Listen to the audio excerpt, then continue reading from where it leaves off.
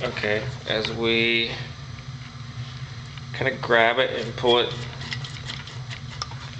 kind of towards the rear of the vehicle, it's tight, it's a little tight fit.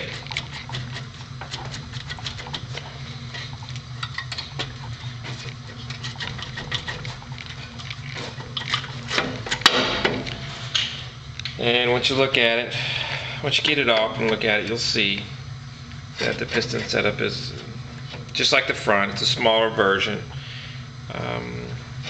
On these pistons, just like in the front, if this is a boot that goes around the piston, if for some reason this boot is torn, you may have a problem with getting a new caliper.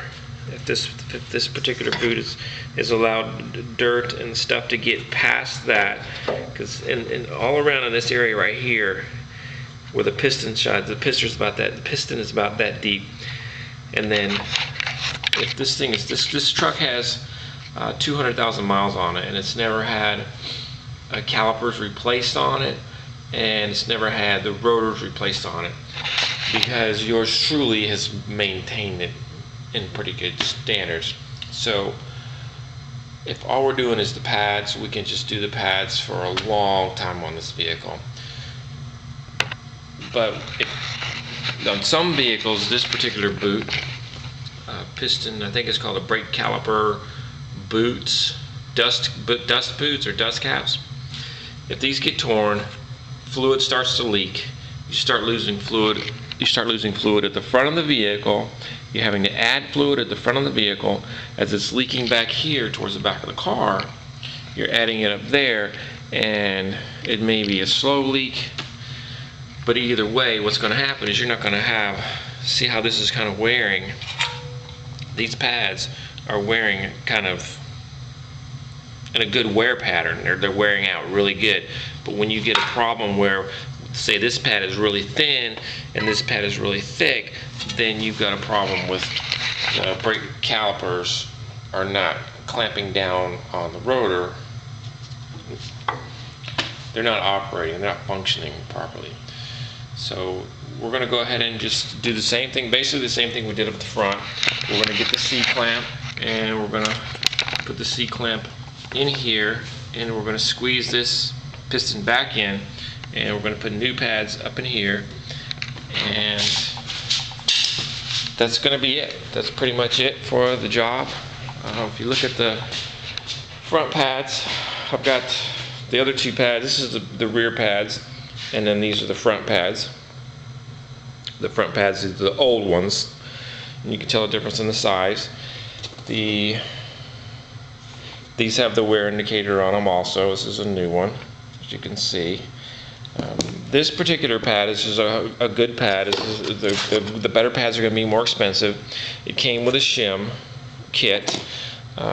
Remember the other ones had a shim, and it was already installed right here. They were a silver shim, kind of a noise dampener. If we don't get these on here, then we're going to have problems.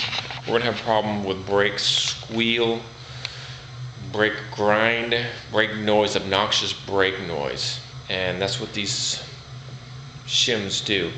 Sometimes you can get a cheaper pad, and you can actually put something on there, like they have a noise vibration for like $1.50 or just a couple bucks, and you put it on there and you let it get hard, and it does the same. It basically absorbs all the noise.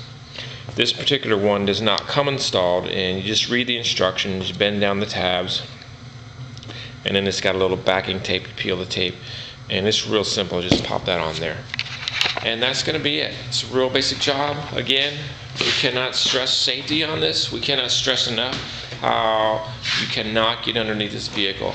If you look at the vehicle, we have it on a jack stand, and it's still a very dangerous situation. If you stick your head underneath the vehicle, you can count on being decapitated or crushed. Okay? Don't do that. Don't crawl under any vehicle, period. Don't ever get under a vehicle, ever. That's it for a basic brake job replacing the pads only on an SUV, which is a little similar, not exactly, a little similar to a vehicle. It's got a little differences, but the equipment is not near as big on a passenger car than it is on the SUV. Okay, Brandon and Matt, this one's for you guys. Good luck on your first brake job, buddy. Remember, do not get under a vehicle. Period. Got it? See ya.